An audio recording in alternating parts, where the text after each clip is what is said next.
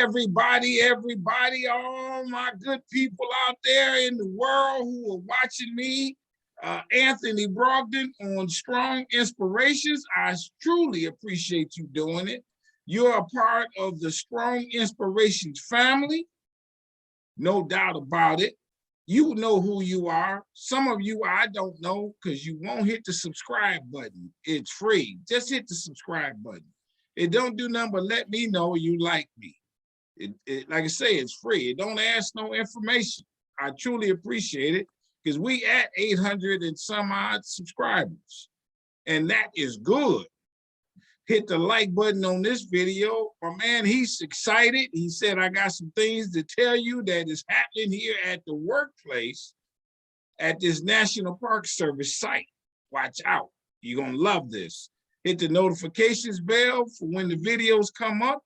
And I do 3, 4 videos a week, and I don't put them up no certain time. I don't want to be locked in, having to say, oh, here come Thursday. I don't want to do all that. I want you to just be ready. And then you can watch them at your leisure. And then tell somebody about Strong Inspirations. It was funny, some time ago, as months, I got a message from a lady. She said, I'd like to meet a guy who watched Strong Inspirations. I said, oh, really? She said, because if a guy is conscious like this, who likes this good history, then maybe him and I got something in common. I said, oh, that's a thought. Now, I don't know where, I didn't look into it no further, where she lived, but she did say it. She sent that message. And that's pretty phenomenal. So I know I'm on to something good. And I tell you, I really know I'm on to something good. Did you see the video I did with the lady who said that there were Black folks in America before slavery? They were explorers. I said, really? She said, yeah. We in 1619 did begin it all. And there's other videos on this channel that we got into Florida first. Check that out. It's on the channel. Did you see the one I did with the guy that says Jackie Robinson? There was a Black guy that played Major League Baseball before Jackie Robinson. He only played in one game and they never heard from him again. But nonetheless, watch that video. Did you see the one I did with the lady out of Kansas City at the historical museum there, who says, the cowboys, they not like what you see on TV. Not at all. They were Black guys and the cow. They worked out in the pasture and they said, go get my cow, boy. And that's how that term came up. Watch that video. Did you see the one where the guy who says his great-great-grandfather was in the KKK and he believes he killed the guy? He wrote a book about it and he never spoke to him once he found out this information. And the guy helped raise him? Watch that video. Oh, we got to turn them up here. And the one we're going to do right now with this guy, he's got the badge on, he's got the tie on, he's smiling. He gonna blow your mind. What Strong Inspirations, man. We don't play. We give it to you straight, no chaser here on the channel. Everybody, here go my movie. I did this, I produced it. I hired the crew. I helped get the people that we interviewed. And one of the interviewees was a guy at the time was 101 years old. Watch this. It's called Business in the Black. The Rise of Black Business in America. It's streaming on Amazon. And then also I have this book called Black Business Book, and my sales are up. Black History Month has been good. But this thing is for throughout the year. It's not just a 1 month thing. Nah, please don't look at Black history in that way. So get you a copy of my book. It's over 200 facts. It's very reasonably priced. Every 10th book I sell, I donate one to a school. Just pick a school, any school. I'm sure they appreciate it. And so I've been doing that for quite some time now, and that works out. I get, a thank you letter every now and then from the school. I even get more orders from the schools. And it's called Black Business Book. It's located on my website. All this is on my website, businessintheblack.net. And lastly, I know my man is waiting. He got some trooping to do and some touring to do. But before I bring him on, a couple more things. I want to let you know I'm having my own Black History Festival in Kansas City, Kansas. That's right. And you say, why Kansas City? Kansas City was a free state. Missouri was a slave state. And many slaves escaped to Kansas and kept going. Maybe they stayed, but they kept going. They had to go further to the west. And in that regard, I interviewed a guy whose grandfather stayed in Kansas City in an area called Quindaro. And that is where we're going to have our picnic, in the Quindaro area. It's called Freedom Quindaro. It's Memorial Day weekend, May 27th through the 29th. It's a weekend pass, and this pass gets you food and all the activities. We're gonna eat good. It's a fish fry on Friday, and the picnic, I got the people of the area, not no catering, cooking the food on site. So watch out and do it today. Come on down, enjoy us. And I ain't gonna lie to you, my folks, I do a two-step, and we're gonna two-step together. I got good music coming. I found a guy that played the spoons. Oh, it's gonna be all right. And all this is on my website, businessintheblack.net. Go there, support the cause. And you know, lastly, not lastly, but one other thing, I accept donations on the channel. It's free to watch these videos. So if you got extra $5, $10, whatever dollars, just go to the businessintheblack.net, and there you can donate. We truly appreciate it. Now, you hear me use this term strong a lot. It's my favorite word. I just love the word strong. I've been talking strong stuff for a long time. This is Strong Inspirations, and strong stands for strength, tenacity, resilience, and a sense of oneness, nobility, and grace. And that is my introduction to my guest today. He's a strong man. Everybody talks about him in glowing terms in this area. And you will too after you watch this video.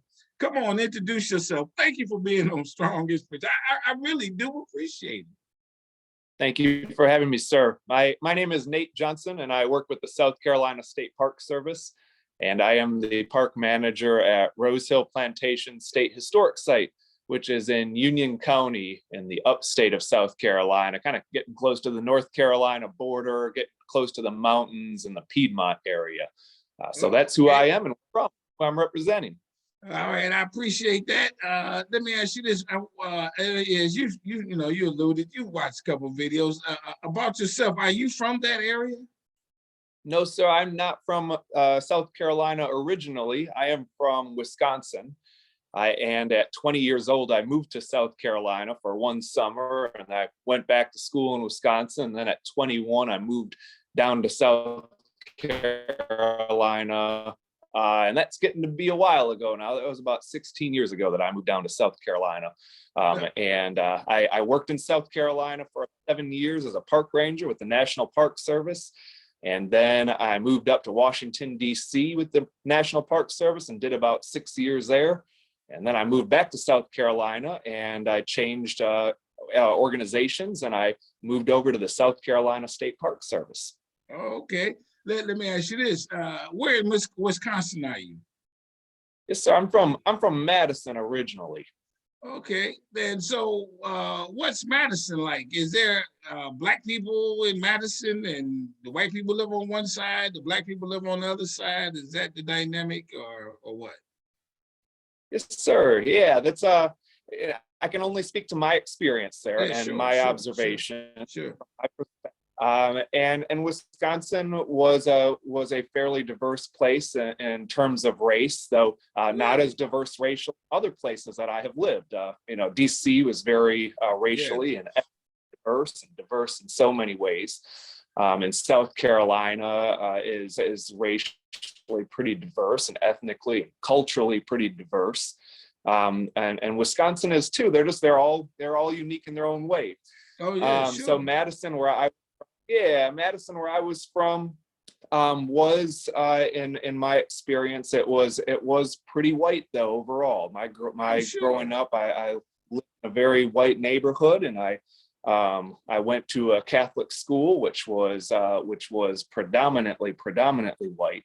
Yeah, sure. And then I go to public school and high school, and West High School is where I went, and I was very excited to go to West High School because I got to see just a lot more people of all different races and from all different backgrounds who I got to interact with, become friends with, see on a daily basis, learn from. And West High School was a great place that really opened my mind and my curiosity to learn even more. All right. Let me stop you there. Let me stop you there in this regard. You said you were glad to go to the public yes. school. I gotta ask you this question. You weren't afraid of Black people? No, sir. No, I was not. Really? I would say that pretty surely, yeah. Because I don't know. I had been. I guess one of the things, man, you started this interview off pretty personally. Yeah. We got for just a second. No. When I went to Catholic school, every once in a while there would be a non-white student there, and what I guess from my perspective, and I don't think it's me just looking back at growing up, I always had a lot of respect for somebody who is able to do that. And I know not always for children, it's a choice. But children sometimes have choices in the matter, and students, non-white students who are in a majority white school, I just always had a lot of respect for that, somebody who is able to do that. And some students made it through the Catholic school I went to for the entire 8 years. And some students would be there for a year and then leave. And I can only imagine the reasons why somebody would do that, but I think that'd be a factor. And the environment that somebody's in, and maybe not feeling welcome, not feeling like people respect them, and that there's truth to that too.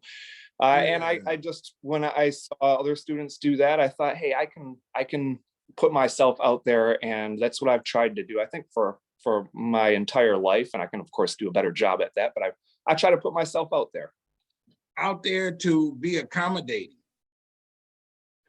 to learn, to hear, to hear.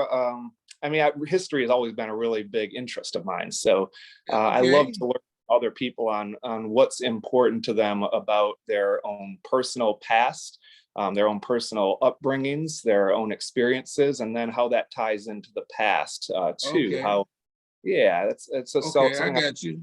So what brought you to like history as you have, or as you do? Man, I can't answer that. I don't know. I guess I could try, but I've always just been really interested. I mean, some of my earliest memories are going into family members' houses and being really curious to see their attics and to see their basements, because I knew that's where all the old stuff, all the memories were. I wanted to those spaces and see what people had that they thought was important, that they wanted to store away and keep and maybe pass on to the next generation. That always really interests. And being around. Yeah. Go ahead. When you were in grade school and high school, did you hear Black history then? Did they say anything in Wisconsin and Madison about Black history? Yeah.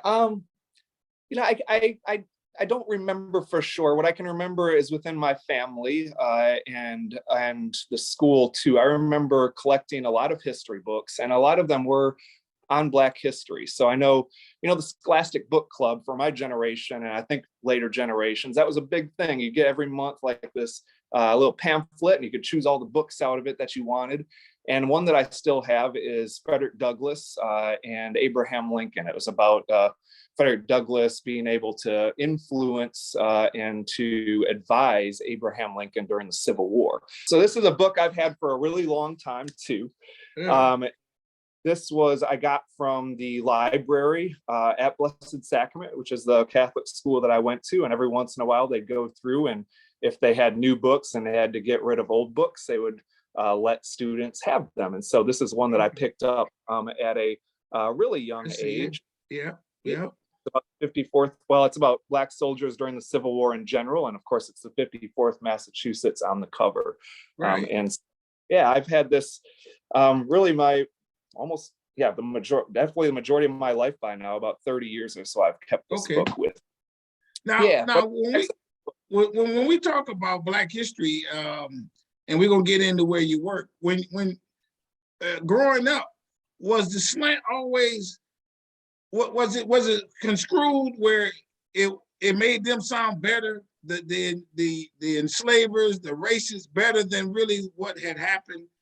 Yes, sir. I think so. And I don't remember again for sure. I couldn't say what teachers taught me. I know I learned about slavery growing up. I know at the same time that I was able to get this book, Marching Toward Freedom, I know I also picked up old textbooks because I was interested in that. What I much later learned was historiography, the telling of history and how the telling of history changes over years. I was interested in that without knowing what it was. And I was interested in looking at old textbooks. And that sounds really nerdy, but that's what I liked doing.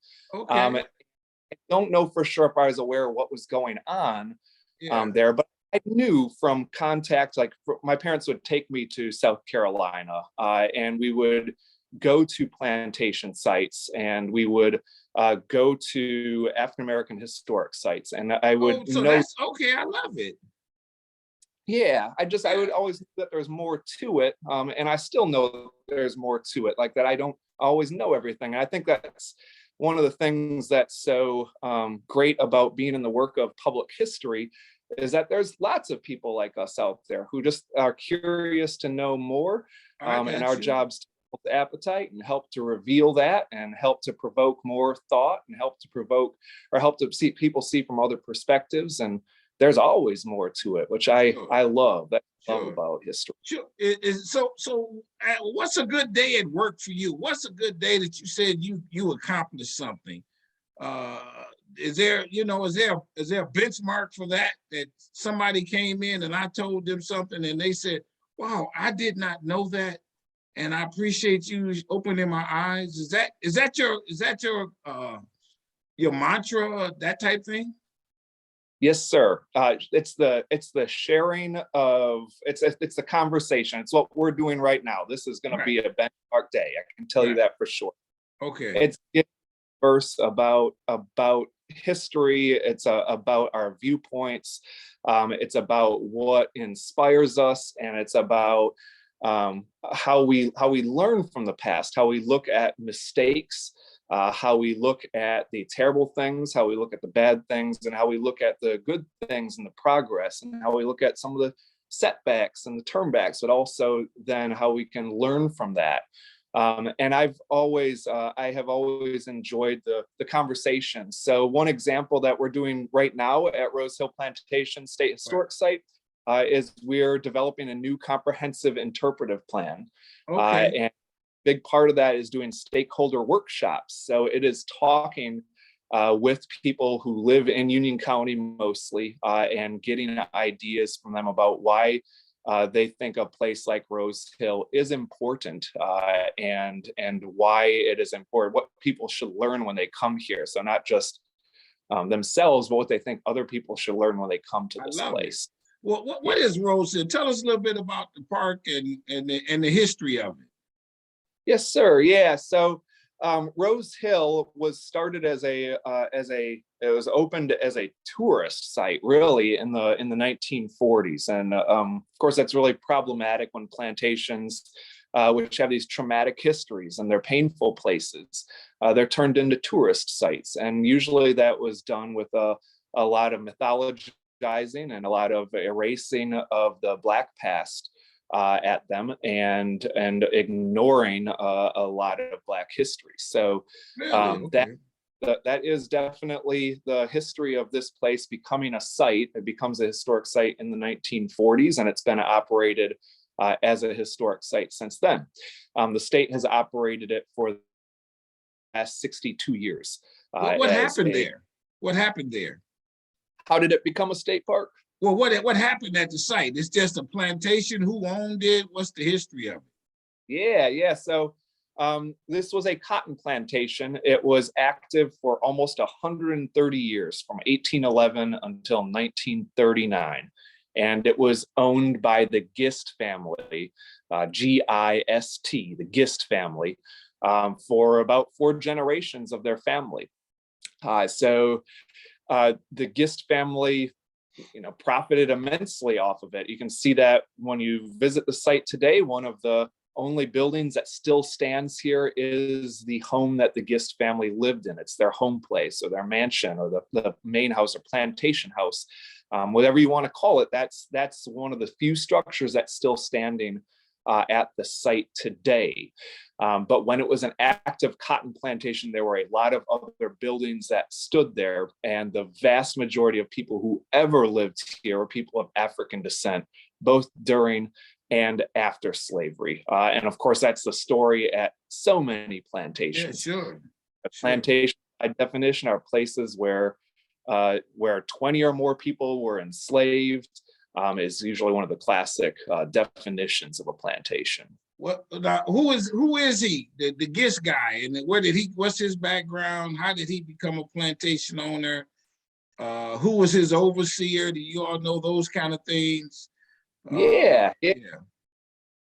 So the of the 4 generations of the Gist family who owned it, William Henry Gist is probably the standout person there. And it's largely because it was his home place for more than 50 years. And he became governor of South Carolina, and profiting off of the people that he enslaved. He makes what today would be millions of dollars from cotton, from binding people to land and having them work in cotton fields here, and other plantations. Well, but how did he start? Who bought the property first? That kind of thing. Yeah. So his father had bought this land first. His father was Francis Fincher Gist, and in 1811, Francis Fincher Gist bought this land. Francis was down in Charleston for a good part of his adult life. Gist saved over 30 people by the time that he bought this land. And we actually have the names of all the people that Gist enslaved when he passed the first people who were ever enslaved here at Rose Hill. And one of the things that we do here during the program a lot is to have visitors read names out loud as a memorial, to remember the names of people who were enslaved here. So when Francis Fincher Gist dies in 1819, the 33 people that he enslaves don't just get to go free because Francis Fincher Gist died. That's not how slavery worked. That's not how chattel slavery in the United States worked. What happened next, every person there was then inherited by somebody else in the Gist family. And so 10 of those people became the property then of his wife, Anne.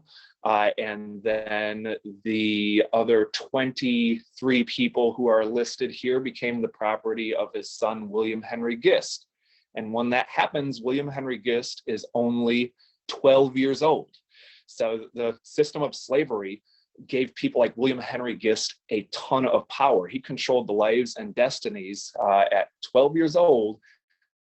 He controlled the lives and destinies of 23 people. His stepmother, Anne, would die just 2 years later, and he likely then inherited the 10 people that she had enslaved as well. And so it's going to be from these 33 people here and any children that they have, and then, of course, their grandchildren and possibly great-grandchildren. By the time we get to 1860, William Henry Gist enslaves 178 people. And we know he also purchased some people. We know that also once he marries his wife, Mary Elizabeth Rice, when there are members of her family that die, or probably just through her marriage too, she inherits people.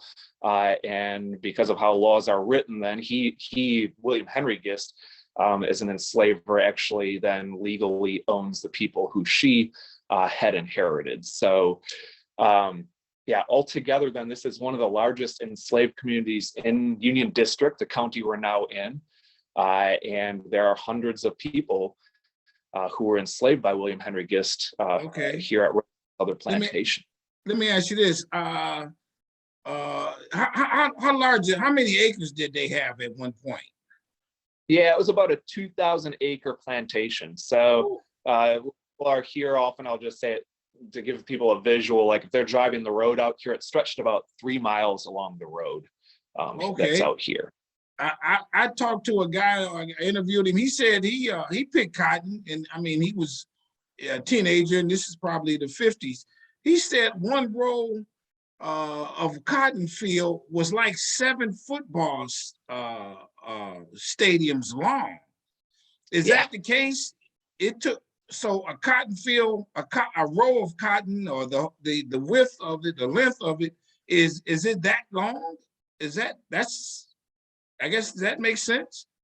I think it could be. I think it's it's if the landscape is suitable for that. So here we can look at pictures that were taken from airplanes in the 1930s. So some of the last years this plantation is active, and we can see some long stretches of cotton fields, and we can also see areas of the plantation where there are smaller fields. And we know by walking around outside here today, it's because it's really hilly. So some areas, enslaved people and later people who sharecropped here could not turn into fields. It just could not be done because the hill's too steep, or because there is a creek running through here, something like that. So I got you. The whole 1,000 acres wasn't necessarily cotton fields. Let's ask this question. Okay, so you got all this land, you got the people, they go out and pick the cotton. When they pick the cotton, where does the cotton go? What's the next step for him to take it to market? How does that work? Do you know? Yeah. There definitely was a cotton gin here. So we know that people who sharecropped here, and we know that, so this is 1880s, there's reference to a cotton gin. We know, by then there's a cotton gin. I think in the 1840s or 50s, 1850s, there's a reference to a cotton gin here. So we know both during and after slavery, there was a cotton gin on this plantation. That means that enslaved people here would have operated that gin in Sumter County.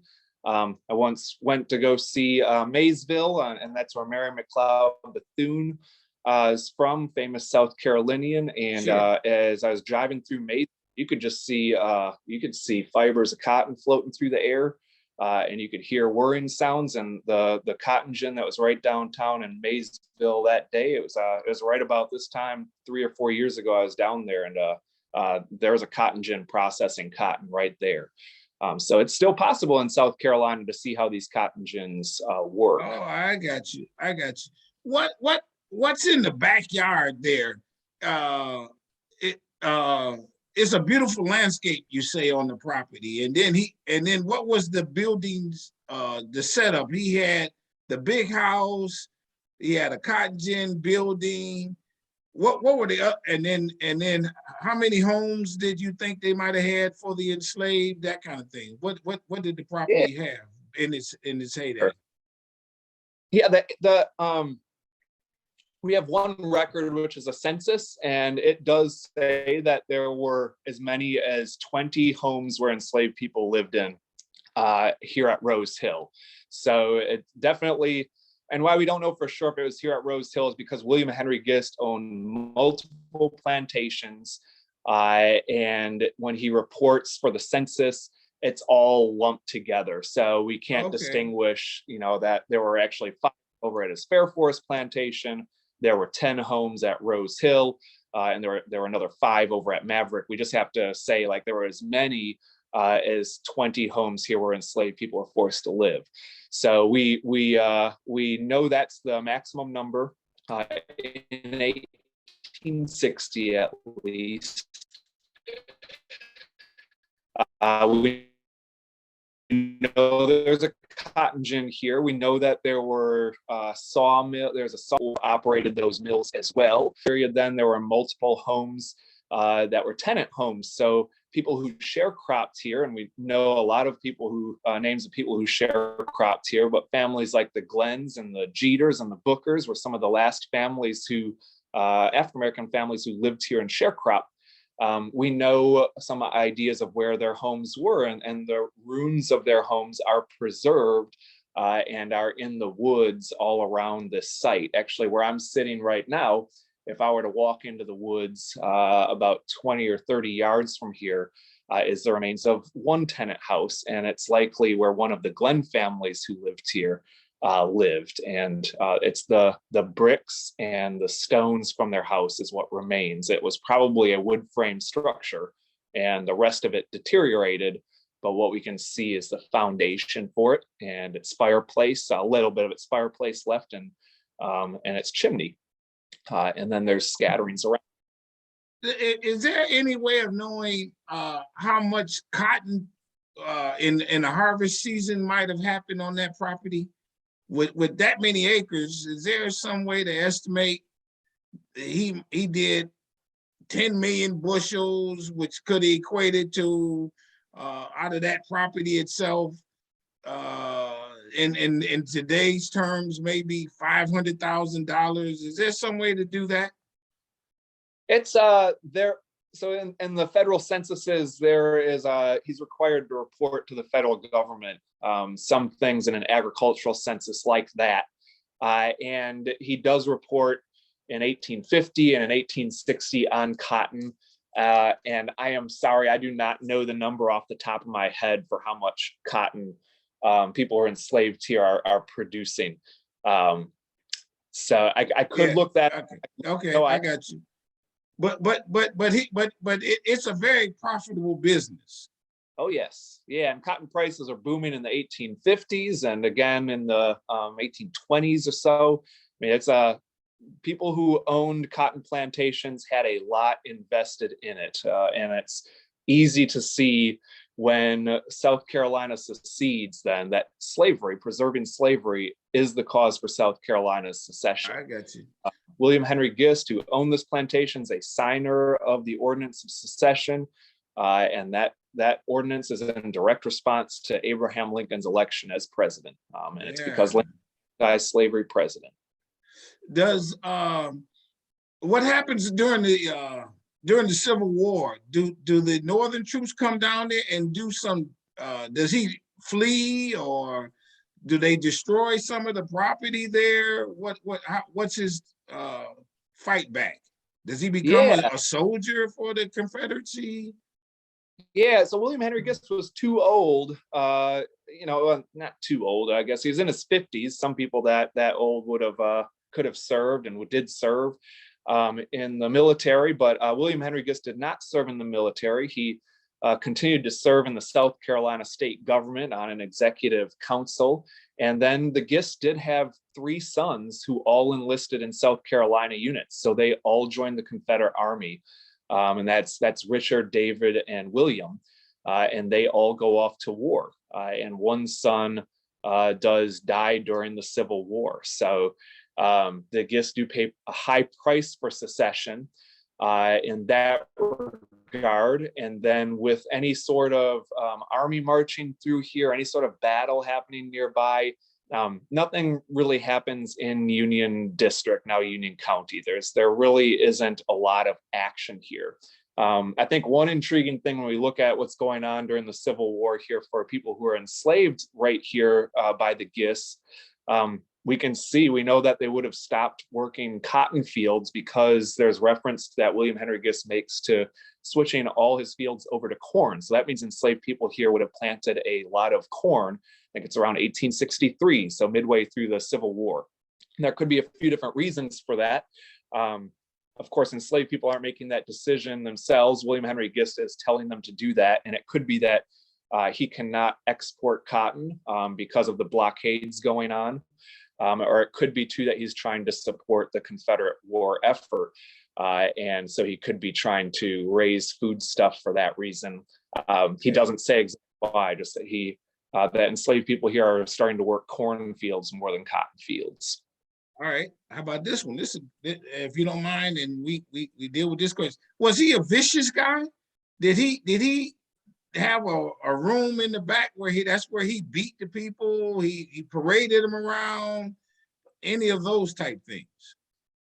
Yeah, I mean, slavery is vicious, and slavery is cruel. So anybody who's enslaving people is being part. They're part of a cruel system, and an unjust system, and it's trying to strip people of their humanity. So that's definitely happening. We can find one case of an interaction between William Henry Gist and somebody he enslaved that's pretty well documented, a man named Jack.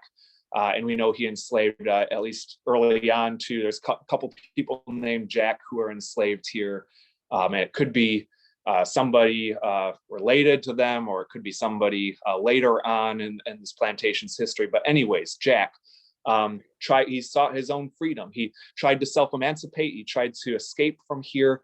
And he found a creek near here called the Fair Forest Creek, where he was able to hide for about 5 months or so. And he's able to accumulate food and any sort of things that he needed to survive while he was camped out alongside the Fair Forest Creek.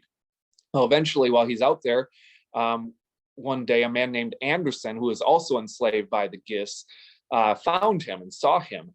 And rather than look the other way, Anderson did decide to tell either an overseer here or William Henry Gist directly. And so the story goes on that William Henry Gist and one of his overseers went out to the creek with Anderson. Anderson showed them where Jack was hiding. They captured him. They then, the overseer, when William Henry Gist, then tortured him by beating him, and they sent him back to work, is the way that this story is remembered. 70 years later, a woman named Mary Smith, who was enslaved right in this area, remembers that when she's interviewed and asked about her memories of slavery. That is one that sticks out. And what that tells us, that she remembers that, good 70 years after it happened, is the psychological impact of the violence of slavery and the cruelty of slavery, and that stuck with Mary Smith all those years. So when the interviewer is sitting down asking her what she remembers, she remembers that. You might be able to read into it too that there might be some pride in that Jack is resisting his enslavement, that he is hiding in the woods, and he's actually successful in evading any sort of capture or anything like that for 5 months. She might remember some of that with a sense of pride as well. And of course, it shows us too how violence upheld the system of slavery. It's that Jack is then beaten for doing what he did. Did he allow people to operate a business, hire themselves out for some skill set and buy their freedom? Did he allow that to happen? Yeah, that's a really interesting question. Our records, again, are not really good enough to know that for sure. We do know that there were, anybody who worked in cotton could have been hired out for their work.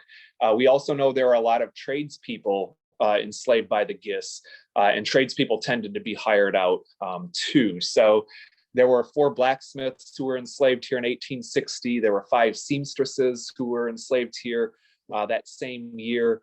There were about, I think, 3 or 4 carpenters. And so these men, women, and in one case for like a seamstress as a teenage girl, that's very possible that they were hired out. And I just have some things I can show you too here. Yeah. Okay. Or, a lot of the cotton here that would have been produced, it was raised here. It then was made into products that some of them might still be around, saved in museums and things like that. But it's hard to come up with that physical, that tangible reminder of many people who were enslaved here. One thing that does show that, by looking at trades such as masonry and looking at brick making, is that you can find fingerprints in bricks, and you can find where people who made these bricks placed their fingers long ago as they're working on making hundreds and thousands of bricks here for the buildings and the fences and so forth that are on this plantation. And this is a brick that was recovered about 20 years ago during a project, and you can see some very prominent fingerprints right I there. see. Yeah, I see it. Yeah, definitely. And so I didn't know that people made their bricks and then they used those bricks to build, like you say, fences and other things Yes, sir. on site. Um, did he allow them to have holidays? Do you know any records of that for the Thanksgiving and the Christmas? On Sundays, where did they have get any outside privileges or anything? Yeah, I think that can be hard to sort out as well because of our lack of records, and maybe he kept plantation journals that would have said that. If there had been an attempt to interview people who'd been enslaved right after the end of the after emancipation, we might have had that chance to record some of that information, but unfortunately there's not a lot of records that tell us that. One thing we can look at that can hint at it is some records we do have. These are copies of them, but there are a lot of labor contracts that right after emancipation, Okay. the freed negotiates between freed people and William Henry Gist. And so this is an example of one, and it's between 4 freed people and William Henry Gist. And in there, it lays out a little bit about work schedules, not too much, but a little bit. This is for Jim Presley and his wife, Amanda, and 2 of their children. And it says that they're going to work for William Henry Gist on one of his plantations, possibly here, and that they will work from sun up to sundown. Basically, it says they will begin each day except Sunday at dawn and work until night with sufficient time allowed them to eat breakfast and dinner. And so there's the references to the work schedule here. This is 1866, right at the start of the year. And it's possible, this is conjecture, but it's possible then that is the same work schedule that somebody worked while enslaved here. All right. Does it say how much they would get paid for doing it, or what did they get for doing it? Yes, sir, it does. Yeah. So it says that William Henry Gist is to pay Jim P. For his self $100, for his wife $75, if she makes a full 3/4 hands, 50 for his daughter Buana, and for Ralph one. Can't tell what that says. One meal a week, one peck. It's a peck of cornmeal a week. 4 pounds of bacon a month, and then he would clothe all of them with everyday clothes and board. The first 3 mentioned, and that's going to be Jim Presley, his wife, and their daughter, but not the son, which I don't know what that is. And all these, I printed off. There are 33 that were done in 1866. A lot of them are similar to each other, but there's differences between them, and sometimes it's for a nuclear family like this, which is it's a husband and wife, 2 children. There's one in here at least for a mother and son. There's another one for a mother and 2 sons. I got you. Let me ask you this, and this just came to mind. Have you ever cried being at work? You ever cried being there one day, reading this, finding this, hearing voices, ghosts, any of that kind of thing? Yes, I have cried at work. I have. There's days that are really hard, and it's tough because it's a very difficult place. And it is reading through stories, and it is hearing about the experiences of people who are here, and it's thinking about what everybody who is here had to live through, and also to what people were robbed of. It's that their lives are basically taken from them. Yeah. You can see in these labor contracts too, even post-slavery, there's control of movement. Once somebody signs a contract here, they can't leave this place without the written consent of William Henry Gist. And so there is just a lack of independence, of freedom, of liberty, however you put that. There is a lack of control that people had here. Have you ever seen Ghost? No, sir, I have not. I gotta tell you, I'm not a believer, but I do. Yeah. If anything that's close to it, I try to draw strength from the spirits that could be here. So, like I talked about the house that's near me, where potentially a family named the Glens lived. When I think about the work I do, I try to think about doing justice to the Glenn family who was here, and to do justice to.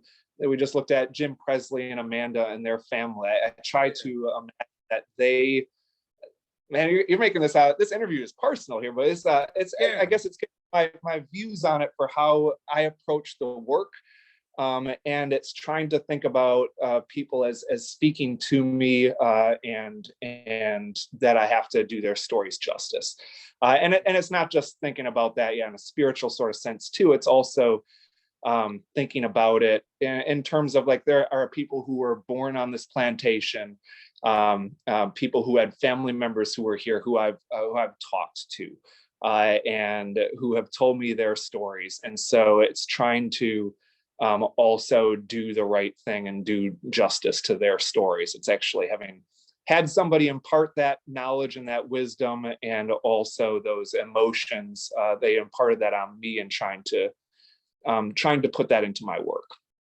Did he have relations with some of the enslaved Black women? It's possible. On the 1860 census, there are around 10 people or so who show up with an M next to their names for skin color. So in the language of the day, the census taker is referring to mulatto. Yeah. It's going to be somebody who would have had a white father, a white grandfather, somewhere in their family line. Yeah. There's several people who show up like that, and it's possible, that a white man in the Gist family is a father of that person. As we, I guess, kind of come to a close, what's on the property today? When we come down there, what do you see? I know you alluded to the house. What, other than the grass and stuff like that, other some structures or something that you see there now? Yeah, they there's a pretty good walking trail through the woods here, and we are adding more to that trail because there are some pretty significant sights to see along the trail, and we have a couple of signs that we've put in the ground now. One is for a very old stand of trees, which we call witness trees, and they're really, we call them witness trees because they witnessed a lot of this plantation's history. I'm gonna go from the site again because another question came to mind. I want to get it out. Did he face some setback? Did he have a great political career? Did something happen to him bad in life?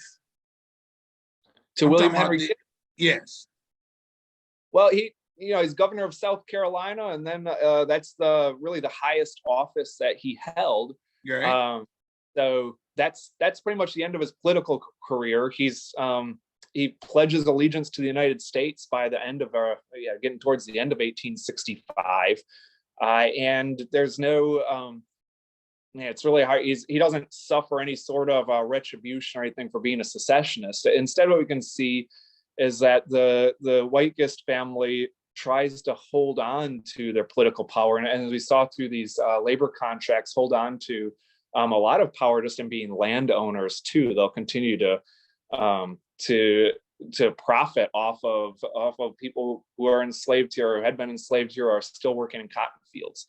Yeah. But politically, how they try to hold on to power. So Black men here in South Carolina received the right to vote by 1867. And I say receive, but there's a lot of action that Black men here take themselves to make that happen.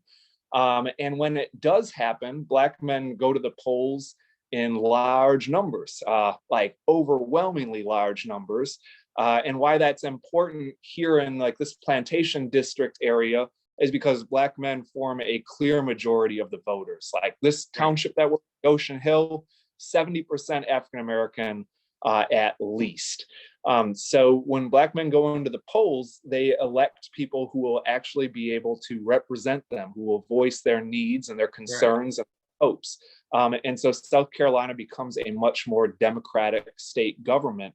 Once Black men have the right to vote, there's more people represented through the power of the suffrage. Sure. And the Gist family, the white Gist family, fights back against that. I mean, you can see that where William Henry Gist warns freed people who are exercising the right to vote that they should follow their former masters, is the way he puts it.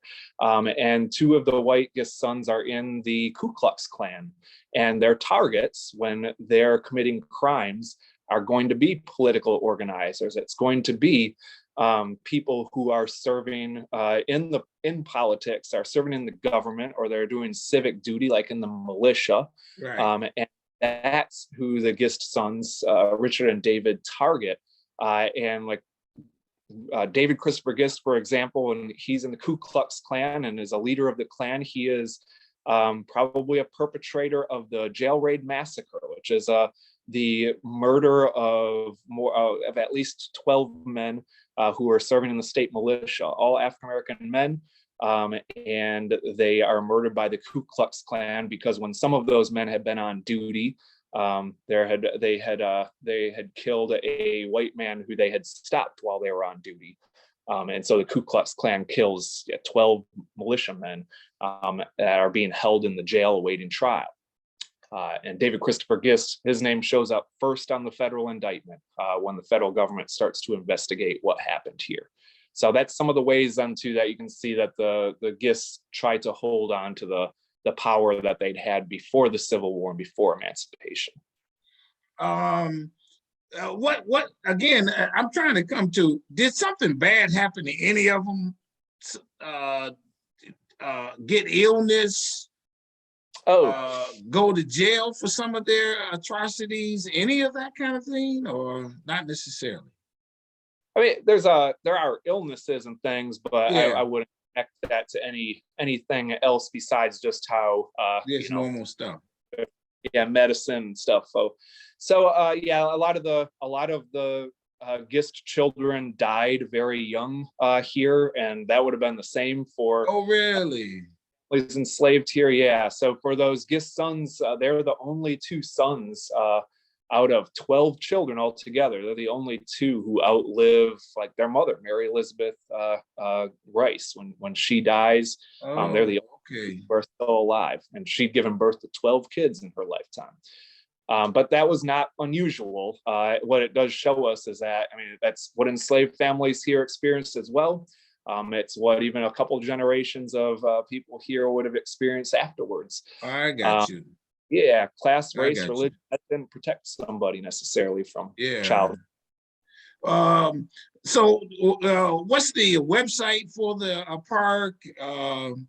How do you get there? You fly into what city? You drive to there? How do you get to your place? Yeah, well, if you fly, you're going to be driving a long ways then once you get off the airplane. But we are in Union County, and it's a very rural county. And there is the closest cities are Columbia is about an hour, Charlotte is about an hour and a half, Spartanburg under an hour, Greenville's about an hour. So those are the major cities nearby. Otherwise, I mean, as you're looking around here, it's a lot of small towns, it's a lot of former mill towns, and it largely rural area. A lot of farmland and plantation land. So maybe the best thing is to fly into Charlotte and then drive the hour and a half to get there to your location. Do you all have a particular maybe during the summertime, some festival of some sort, or a big day that you do to promote, to get more people to come out for some activities? Yes, sir. We try to do a special program every month. COVID has affected that pretty drastically. Sure. But still, we've been able to do some events. And in October of last year, we did an event called Forging a Life, which we've done before. It looks at the African-American experience here at Rose Hill. And there's a lot that we did last year. We had, there are 3 living historians who came out and did brick making demonstrations and cooking demonstrations and blacksmithing demonstrations. There were different organizations and people who set up tables to talk about their work or their family history. So the Union County Community Remembrance Project, which is a project to recognize the victims of racial violence and terrorism, specifically. That organization was here. So Tamika Wilson represented the UCCRP. Leroy Worthy, who's the president of the local NAACP branch, he set up a table and talked about his grandfather who blacksmithed in this area, and he had some tools of his grandfather's that he showed. So he set up an exhibit. It was really cool stuff. Geologist, she showed some of the work she's done here and things she's recovered, like hose that people worked with here, different bottles that people had in their homes. Yeah. Do you say anything nice about Gist in your presentation? Well, everybody's people. So that's we talk about how they're human beings here, and what you're looking at, I mean, what's difficult is that it's the system of slavery, and that's what everybody here is wrapped up in, and there are people who continue that system of slavery. And there are people who are victims. They're on the receiving end. They're taken advantage of. They're used by slavery. So that's just the larger way that we look at it. And I got you. Park Service and talk about it. It's slavery is inexcusable. It is wrong. And that we talk about it. But William Henry Gist was just a person. He is born here as well. He's born to the as a son of somebody who enslaved other people. He inherits that status that his father had. He doesn't continue it. He doesn't. You'd asked about if he manumits anybody. I have looked through. There are some manumission records downtown in Union. They tend to be late 1700s, early 1800s. So early Republic, post-revolutionary period, which is not unusual for manumissions. That's often when you find a lot of them. But the Gists don't show up in them. And there's actually a very small number of manumissions here in Union County. And actually look up, there are white Gist families who, like one of the largest manumissions in Virginia is a white Gist family member. So there are people in the Gist family who do decide to free the people that they enslave. William Henry Gist does not do that. Do any of his descendants, have you met any of them? I have met descendants from a lot of people. I've met descendants from William Henry Gist. I've met descendants from people that they enslaved. I've met people who actually had lived here and had sharecropped here, or family members of theirs. I've met a lot of descendants. What's the website again? What's the website? So our website is southcarolinaparks.com/Rose Hill. All right. southcarolinaparks.com. So our agency takes care of 47 state parks all across the state. For our state historic sites. So we're one of 8 state historic sites, and these places preserve some of the most important places within South Carolina. They're places that can tell us a lot about the state's history. And I think things is looking at the fight for to define freedom and citizenship and equality. What does those things mean here in the state of South Carolina? Well, hey, I thank you for so much for coming on the channel. You knocked it out the box, man. You did a tremendous job, and I didn't mean to get any personal, but that helps me understand, and the viewers understand. You're a compassionate person. You gotta be. You are a good person to tell these stories. There's something in you to do this on a daily basis. something in you to tell it correctly, to tell it as it is, and you're helping preserve this. And so everybody, this is what I do. I find these good people and they come on the channel, and I don't even have to talk them into it. I ain't had to coax this guy. He said, I want to come on. I want to tell it. And he promoting this site too. We got to go down there and see it. You in that area, get by and see the plantation and hear the stories, feel the vibe, walk where they walked. And so hit the subscribe button, hit the like button on this video. I know you're gonna like it because he knocked it out the box, no question. Hit the notifications bell so when the videos come up, you get a ding, a shock, or something to say, hey, there's something new on Strong Inspirations. And then tell somebody about it, because we're giving it to you like I tell you all the time, straight, no chaser. I put an ice cube in it you want. I put a lemon in it, a cherry in it, a lime in it, but whatever it is to intoxicate your mind, and then I let the people tell the stories.